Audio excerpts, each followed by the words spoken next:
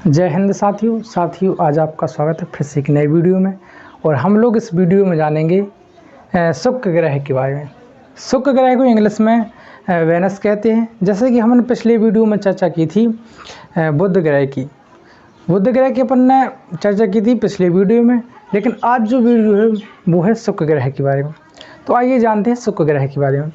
तो दोस्तों, जैसा कि आपको पता होगा कि शुक्र ग्रह है जो वो ब्रह्मांड में यानी सौरमंडल का सूर्य से दूसरे नंबर का और पृथ्वी के पास का ग्रह है। सूर्य से पहले नंबर का है बुध, दूसरे नंबर पर है शुक्र। लेकिन जो शुक्र है वो पृथ्वी से फर्स्ट नंबर पर है, पृथ्वी के पास है। दोस्तों, यह सूर्य से दूसरे नंबर का ग्रह है और पृथ्वी से करीब है, यानी पहले नंबर का ग्रह है।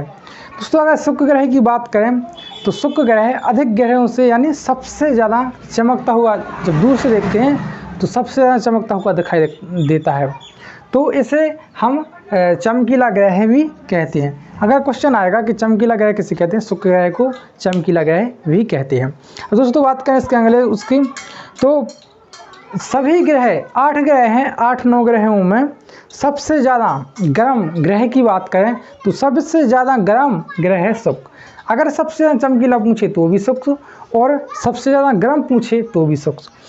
दोस्तों, सबसे ज़्यादा गर्म ग्रह की बात करें तो भी शुक्र, और सबसे ज़्यादा चमकीला ग्रह की बात करें तो भी शुक्र। इसका जो परिक्रमण काल है, परिक्रमण काल क्या होता है दोस्तों?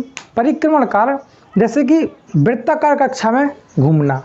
जैसे कि हमने कल बताया था कि जो वो है ना बुध ग्रह का परिक्रमण काल कल बताया था। तो आज बताएंगे हम शुक्र ग्रह का। शुक्र ग्रह का परिक्रमण काल 224.47 दिन होता है। कितना होता है? 224.7 दिन में पूरा वो एक चक्कर करता है। दोस्तों, पूरा एक चक्कर करता है। और अपने अक्ष पर की बात करें अगर तो शुक्र ग्रह 243 दिन में घूम पाता है अपने अक्ष पर। जैसे ये चीज़ ये है सूर्य के चारों ओर घूम रहा है, इसे कहते हैं हम परिक्रमण, यानी परिक्रमा कर रहा है। और घूर्णन यानी वहीं की वहीं अपन जैसे ये मार करे तो ये ऐसा घूमेगा तो ये कहलाएगा घूर्णन, और अगर ये परिक्रमा करेगा तो ये कहलाएगा परिक्रमण। तो दोस्तों, शुक्र का परिक्रमण काल है कि 224.7 दिन और घूर्णन काल है 243 दिन। बाकी ग्रह से ये विपरीत दिशा में चलता है। जैसे कि सभी ग्रह जो बुध और पृथ्वी और भी ग्रह हैं, जे ग्रह क्या करते हैं, जो घूमते तो हैं लेकिन पश्चिम से पूरब की ओर घूमते हैं। लेकिन जो शुक्र है वो शुक्र पूरब से पश्चिम की ओर घूमता है, यानी विपरीत दिशा में चक्कर लगाता है। आइए दोस्तों, हम बात करते हैं अब इसके कि इसे कहते क्या क्या है और पेपर में क्या क्या पूछा जाता है। दोस्तों, इसे कहते हैं एक सुबह का तारा। क्वेश्चन आएगा सुबह का तारा किसे कहते हैं? शुक्र ग्रह को। शाम का तारा किसे कहते हैं? शुक्र ग्रह को। पृथ्वी का जुड़वा शुक्र ग्रह को। पृथ्वी का भाई आएगा तो भी शुक्र ग्रह को। पृथ्वी की बहन तो भी शुक्र ग्रह को। और शुक्र ग्रह पर CO2 यानी कार्बन डाइऑक्साइड की मात्रा सबसे अधिक है। पूछेगा कि किस ग्रह पर कार्बन डाइऑक्साइड की मात्रा अधिक है, तो शुक्र ग्रह ऑप्शन में होगा, उस पर आपको टिक करना है कि शुक्र ग्रह पर कार्बन डाइऑक्साइड की मात्रा अधिक है। जैसे कि ऑप्शन में भी आ सकता है कि कितनी है, तो 96.5% है। शुक्र ग्रह की मात्रा कितनी है? 96.5%।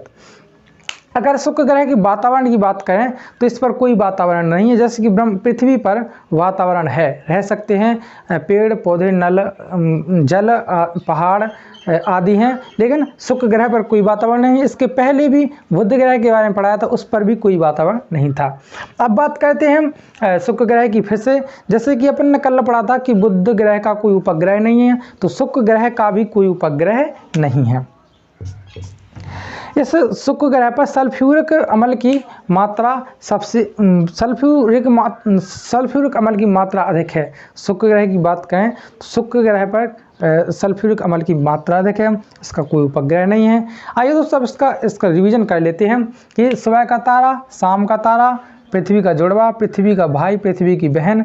CO2 कार्बन डाइऑक्साइड की मात्रा देखिए इस पर कितने 96.5%। और इस पर कोई वातावरण नहीं है, इसका कोई उपग्रह नहीं है। और सल्फ्यूरिक अम्ल की मात्रा देखिए।